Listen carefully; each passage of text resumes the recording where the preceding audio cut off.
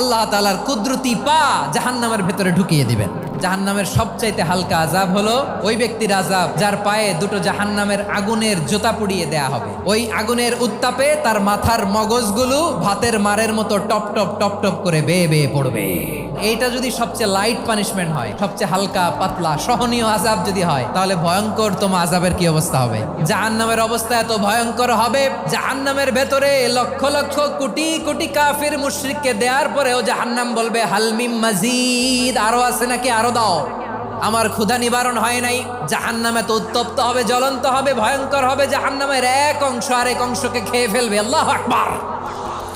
জাহান্নামের রক্ষী ফেরেশতারা কি করবে তারা নিজেরাও বুঝতে পারবে না। কোনো কিছুতেই যখন জাহান্নামকে শান্ত করা যায় না, আল্লাহ তাআলা তার কুদরতি পা জাহান্নামে ঢুকিয়ে দিবেন। দেওয়ার সাথে সাথে জাহান্নাম থেকে আওয়াজ আসবে, কাত বিইজ্জাতিকা ওয়া বিকারামিকা, আল্লাহ আপনার ইজ্জতের কসম, যথেষ্ট হয়েছে, আর লাগবে না। সুবহানাল্লাহ বলেন।